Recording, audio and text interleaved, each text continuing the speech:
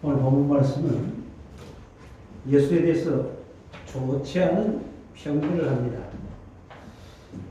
거기에 대해서 예수께서 답을 하시는 내용이 기록되어 있습니다. 미쳤다. 그런데 그 미쳤다라고 말하는 그 내용은 바알세불이 집혔다는 것입니다. 바알세불은 악한 영들의 왕입니다. 그리고 그 악한 영에 들어서 저가 기적을 일으킨다라는 얘기입니다. 귀신을 쫓아낸다라는 얘기를 합니다. 그러면서 그들이 예수를 비난할 때 예수는 성령을 모독하는 자는 영원히 사하심 얻지 못하는 죄를 얻는다라고 말씀하시는 내용입니다. 내용 속에 우리가 보게 되면 예수님의 가족들도 이해하지 못합니다. 오랫동안 하나님을 연구하던 하나님의 말씀을 연구하면서 살았던 종교 지도자들도 예수를 이해하지 못하고 배척합니다. 오늘 예수님은 이 땅에 오셔서 왕으로 이 땅에 오셨는데, 구원자로 이 땅에 오셨는데 배척받으십니다. 왜냐? 사람들이 예수를 이해하지 못하기 때문입니다. 알지 못했기 때문입니다. 20절 말씀 시작합니다. 집에 들어가시니 무리가 다시 모임으로 식사할 겨를도 없는지라. 누구 집인지 잘 모르겠습니다. 가버나움에 있던 집이었는지, 가는 곳곳마다 예수 간다라는 소식을 듣고 사람들이 따라 모입니다. 그래서 오늘 본문에는 식사할 겨를도 없다 라고 얘기합니다. 얼마나 그의 가시는 곳에 무리가 따라 붙어서 밥 먹을 길을조차 없었다라고 오늘 마가는 기록하고 있습니다. 그런 그의 상황을 사람들이 이해하지 못합니다. 더군다나 가장 이해해야 될 가족들이 이해하지 못하고 나와서 그를 붙들려 한다. 생포하려고 합니다. 그를 끌어내려고 합니다. 왜? 그가 미쳤다라고 생각하기 때문입니다. 귀신이 들렸다는 말과 다름이 없는 말입니다. 왜 그렇습니까? 그들이 왜 예수를 미쳤다 합니까? 요한복음 7장 5절에는 이는 그 형제들까지도 예수를 믿지 아니함일러라. 믿지 않기 때문에, 예수를 하나님의 아들로 믿지 못하기 때문에 예수를 미쳤다고 말할 수밖에 없는 것입니다. 그러니까 믿음이 얼마나 소중합니까? 우리에게 이 믿음이 있어서 예수를 하나님의 아들 독생성자로 이 땅에 구세주로 보내주신 것을 믿을 수 있는 내가 얼마나 다행스럽고 감사한 일입니까? 우리는 이 감사를 잊지 않아야 될 것입니다. 예수를 믿지 아니하면 우리도 예수를 미쳤다라고 말할 수 있습니다. 마태복음 10장 36절 예수께서 사람의 원수가 자기 집안 식구르라 이런 말씀을 하셨습니다. 원수가 멀리 있는 것이 아닙니다. 우리는 일반적으로 가까이 있는 사람을 내가 아주 친한 사람으로 여기고 그들이 나의 편이라고 생각합니다만, 그러나 원수는 내 가까이 있는 사람이라는 것입니다. 시드가 살해를 당할 때 뭐라고 한마디 합니까? 브루투스 너 맞아. 가장 내가 오른팔로 여겼던, 아들처럼 여겼던 브루투스가 그의 옆구리에 칼을 찌르는 그 장면에서 너 맞아 속았다는 것이죠. 그래서 이 말씀 안에서 우리가 생각해야 될 것은, 사람은 그렇게 믿을 사람이지만 내 모든 것을 바쳐 믿을 수 있는 대상은 아니라는 것입니다. 뭡니까? 우리가 믿어야 하는 분은 오직 예수입니다. 오직 하나님. 사도 바울도 그의 사역 속에서 사람들에게 그런 취급을 당합니다. 사도행전 26장 24절 바울이 이같이 변명하되 베스도가 크게 소리내어 이르되 바울아 내가 미쳤도다. 내 말은 한 분이 너를 미치게 한다라고 했습니다. 베스도는 그 이스라엘에 유대에 파견된 총독입니다. 그러니까 아그리빠 왕을 데리고 와서 이제 바울의 얘기를 듣고자 하는 그런 장면에서 바울이 예수의 십자가를 얘기하니까 베스토가 과음시됩니다. 네가 많은 지식으로 인해서 네가 미쳤다. 세상에 그럴 수 있습니다. 많이 배우면 미칠 수가 있어요. 그 한 분에 의해서, 한 분에 사로잡혀서 아무도 받아들이지 않는 사람들 우리 주변에서 얼마든지 볼 수 있지 않습니까? 특히 철학 그런 곳에 박혀 있는 사람들. 바울은 그런 사람들을 잘 압니다. 그래서 고린도 교회를 향해서 고린도후서 5장 13절에 이렇게 말합니다. 우리가 많이 미쳤어도 하나님을 위한 것이요. 그래 좋다. 난 하나님께 미쳤다. 왜? 내가 미쳤다 하면 내가 받아들이겠다. 나는 하나님을 위해 미쳤다. 그리고 정신이 온전하여도 너희를 위함이니라. 여러분, 사람 미쳤다고 할지라도 나는 하나님 때문에 너희들이 오해할 수 있다. 오케이, 내가 감수하겠다라고 말할 수 있겠습니까? 그러나 내가 온전하면 너희를 위함이라. 하나님은 결코 사람들을 저버리지 않게 하십니다. 사람들과 함께 하는 것에 대해서 하나님은 귀하게 계신다는 말씀입니다. 우리도 예수를 따르면서 때때로 사람들이 이해할 수 없는 행동을 해야 할 때가 있을 것입니다. 바울처럼 우리는 담대해야 합니다. 사람들이 나를 곡해하고 이해하지 못하고 나를 음해하고 나를 핍박한다 할지라도 미쳤다 한다 할지라도 그래 나는 하나님 때문에 미쳤다. 하나님을 위한 미칩니다. 라고 담대히 말할 수 있는. 그러나 그것으로 끝나면 안 됩니다. 그리고 내가 온전한 것은 너희들을 위함이다. 이것이 하나님께서 나를 보내신 뜻이다라는 얘기입니다. 하나님께만 잘하고 세상 사람들에게는 마구잡이로 해서는 안 된다는 말입니다. 세상 사람들에 대해서는 우리가 하늘의 지혜를 갖고 그들을 섬길 수 있어야 될 것입니다. 그들에게 봉사할 수 있어야 될 것입니다. 그들을 구제할 수 있어야 될 것입니다. 히브리서 11장 37절 38절 돌로 치는 것과 톱으로 켜는 것과 시험과 칼로 죽임을 당하고 양과 염소의 가죽을 입고 유리하며 궁핍과 환난과 학대를 받았으니 이런 사람은 세상이 감당하지 못하느니라. 예수 믿는 사람들은 하나님의 자녀들은 세상이 감당하지 못한다는 것입니다. 아무리 상식적으로 생각해도 그런 손해를 감수할 수 있느냐라는 안경을 끼고 뭔가 있지 않느냐라고 우리를 이상하게 여기며 봅니다. 히브리서 기자는 그것을 얘기하고 있습니다. 박해를 받고도 칼에 죽임을 당하면서도 유리하며 궁핍과 환난과 그 학대 속에 사는 것이 세상 사람들이 이해를 못하는 것이 바로 하나님의 자녀들, 택하심을 입은 자녀들이다 라고 히브리서 기자는 그렇게 말하고 있는 것입니다. 예수께서 귀신을 쫓아낸 의미를 살펴보십시다. 22절에 예루살렘에서 내려온 서기관들은 그가 바알세볼이 집혔다며 또 귀신의 왕을 힘입어 귀신을 쫓아낸다 이렇게 결정을 하며 판단을 합니다. 여러분, 요즘 우리 주변에 보면 종교연구소가 많습니다. 어떤 간판입니까? 이단 사이비 연구소. 나는 그 사람들을 보면서 그런 생각할 때 많습니다.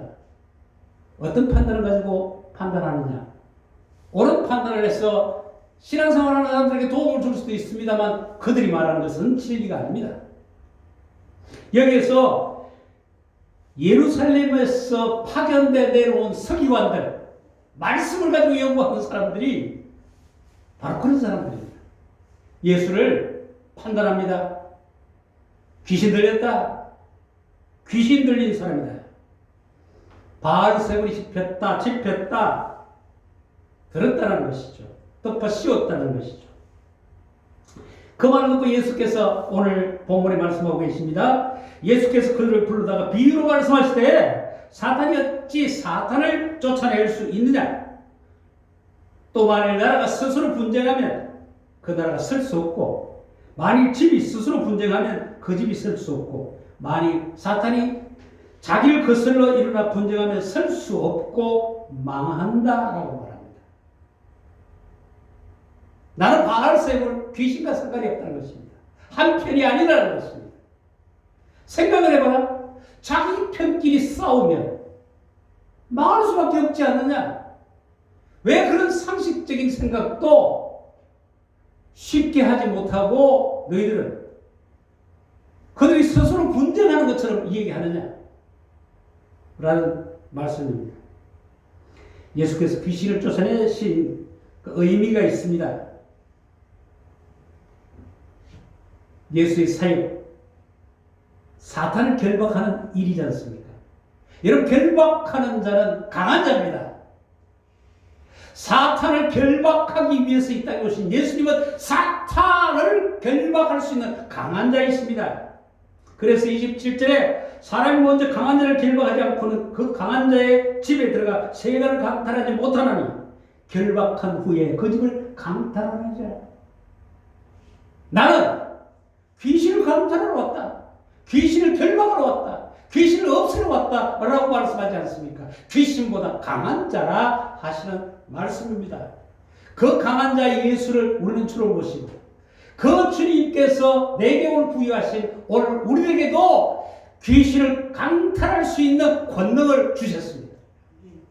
예수께서 우리를 부르시고 인정하신 우리를 세우시고 귀신을 강탈하고 귀신을 내어쫓을 수 있는 권능을 주시고 오늘 우리에게 사명을 감당을 하시는 것입니다. 예수는 광야에서 사탄의 시험을 이기셨습니다. 묶었습니다. 그리고 가시는 곳곳마다 귀신을 쫓아내셨죠. 마지막에 어떤 사역을 하셨습니까? 십자가에서 죽으시고 부활하신 일입니다. 죽음을 이기신 예수. 사탄이 죽음을 가지고 우리를 희롱했습니다. 사람들이 가장 무서워하는, 두려워하는 것이 뭡니까? 죽음입니다. 그런데 그 죽음을 앞세워서 우리를 두렵게 하는 그 사탄의 그 권세를 깨뜨리시고 예수는 부활하셨습니다. 오늘 그 부활하신 예수께서 오늘 그 부활의 승리를 우리 것이 되게 하셨습니다. 부활하신 생명을 우리에게 주신 것입니다. 오늘 이 말씀 속에 아주 귀중한 말씀을 하십니다. 사심을 얻지 못하는 죄가 있다. 살아가면서 영원히 사함을 받지 못하는 죄가 있다는 말씀입니다.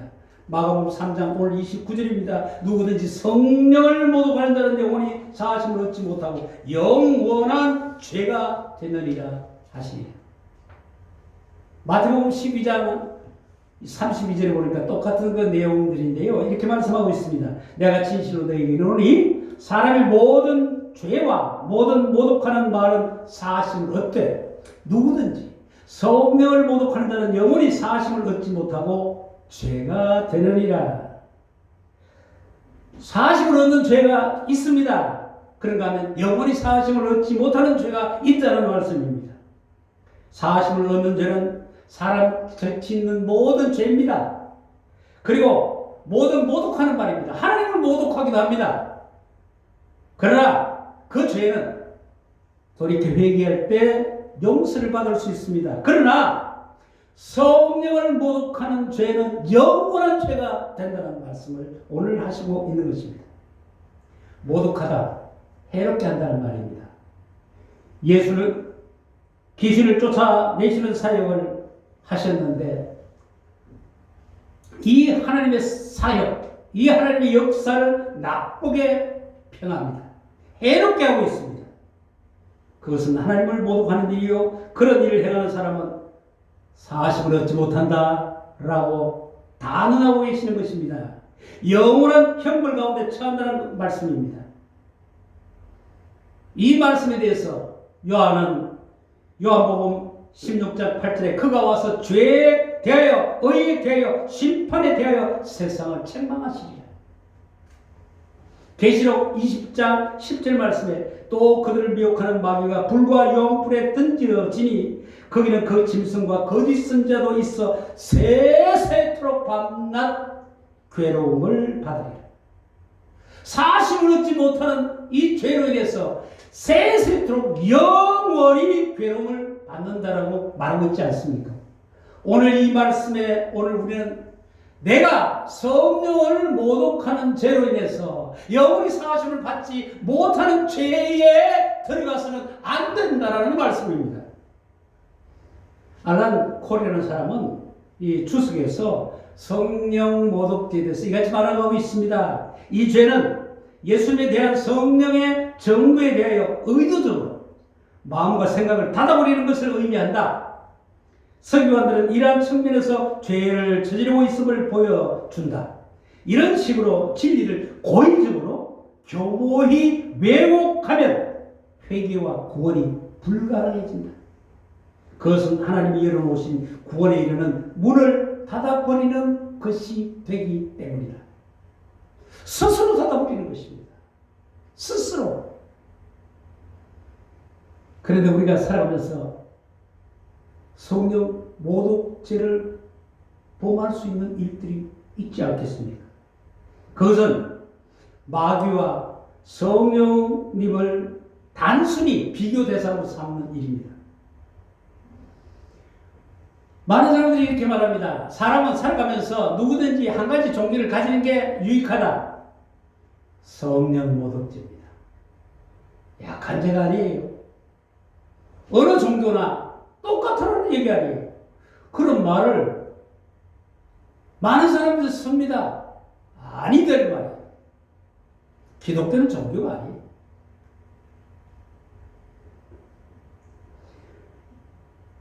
요한복음 3장 6절에서 예수는 말씀하십니다. 육으로 난 것은 육이요, 영으로 난 것은 영이니 전혀 다르다는 것입니다. 육의 삶과 영의 삶은 전혀 다르다는 얘기입니다. 15장 26절 요한복음 내가 아버지께로부터 너희에게 보혜사 곧 아버지께로부터 나오시는 진리의 성령이 오실 때 그가 나를 증언하실 것이요. 오늘 우리가 예수를 구주로 믿습니까? 그건 진리의 성령이 우리에게 와 계신다라는 증거입니다. 표적입니다. 예수를 고백하는 자, 예수를 주로 시인하는 자, 그로 인해서 하나님의 자녀가 되어 하나님을 아버지로 부르는 자들은 성령의 도움을 받은 자들입니다. 사도 바울은 고린도전서 12장에 성령으로 아니하고는 누구든지 예수를 주라고 할 수 없느니라 라고 단언합니다. 오늘 우리는 말합니다. 바울이 고린도후서 5장 17절에 말했듯이 그런즉 누구든지 그리스도 안에 있으면 새로운 피조물이라. 이전 것은 지나갔으니 보라 새 것이 되었도다. 새 것이 될 것이다 아닙니다. 예수를 주로 시인하는 사람은 이미 새 것이 되었고 새 것이 된 사람은 이미 옛사람이 아니라는 말씀입니다. 돌아갈 수 없습니다. 새로운 사람으로 살아야 될 것입니다. 그래서 새 것이 된 사람들은 어떻게 살아야 될 것입니까? 로마서 12장 1절과 2절에 말합니다. 그러므로 형제들아 내가 하나님의 모든 자비하심으로 너희를 권하노니 너희 몸을 하나님이 기뻐하시는 거룩한 산제물로 드리라. 이는 너희가 드릴 영적 예배니라. 우리가 드리는 예배, 이 예배는 내가 정성을 다해 드리는 예배가 아닙니다. 성령으로 드리는 예배예요. 성령께서 나를 감화해서 나를 이끌어 드리는 예배라고 우리가 하나님 앞에 서야 될 것입니다. 내가 잘나서 드리는 예배라고 생각할 때 우리의 영적 예배를 드릴 수 없습니다. 너희 이 세대를 본받지 말고 오직 마음을 새롭게 함으로 변화를 받아 하나님의 선하시고 기뻐하시고 온전하신 뜻이 무엇인지 분별하도록 하라. 영적 예배를 드리는 자는 어떻게 해야 된다고요? 새로움으로 오늘 함께 하신 하나님의 그 뜻 안에서 우리는 매일매일 시간 안에 변화를 받아 그 변화가 뭡니까? 하나님의 선하시고 온전하신 뜻이 무엇인가 묵상하는 일입니다. 이 시간 하나님께서 내게 원하시는 일이 무엇일까? 말씀을 통해서 나를 새로운 피조물로 거듭나게 하신 하나님께서 나를 통해 무엇을 하기를 원하실 것입니다. 오늘 하나님께서 보내신 성령님은 오늘 멀리 계시는 것이 아니라 우리 가운데 계셔서 우리를 도우시는 성령님으로 함께 하십니다. 로마서 8장 26절 말씀, 이와 같이 성령도 우리의 연약함을 도우시나니, 우리는 연약하다는 거예요. 성령을 받았음에도 불구하고 우리는 연약하다는 것입니다. 그러나 그 성령이 우리를 도우시는데 우리가 마땅히 기도할 바를 알지 못하고 살아가고 있지만, 성령께서 말할 수 없는 탄식으로 우리가 모르지만 그가 안타까워하면서 내가 하나님의 뜻을 분별하지 못하고 변화를 받아 살아가지 못하고 있는 나를 안타까워하시면서 우리를 위해서 친히 간구하신다고 말하고 있습니다. 오늘 하나님 앞에 나온 우리에게 자랑스러움은 바로 이것입니다. 감사할 것은 바로 이것입니다. 내가 제대로 하지 못하고 연약하나 성령께서 내 속에 계셔서 나를 응원하시고 나를 향해서 친히 안타까워하시면서 하나님 앞에 중보하고 계신다는 그 예수 그리스도 성령이 우리 속에 주인으로 계신다는 사실, 오늘 우리가 감사해야 될 것이고 그것을 잊지 않아야 될 것입니다. 기도하십시다. 좋으신 아버지 하나님, 감사합니다. 우리는 늘 하나님 앞에서 살아가면서도 하나님의 말씀을 이해하지 못할 때가 있습니다. 이해하지 못함으로 우리는 또한 어리석은 말을 바랄 때가 많습니다. 주님, 그러나 오늘 주님의 말씀하십니다. 사심을 얻지 못하는 죄, 성령을 모독하는 죄를 우리에게 말씀하십니다. 주여, 우리는 주 안에서 새로운 피조물이 되었습니다. 우리는 성령을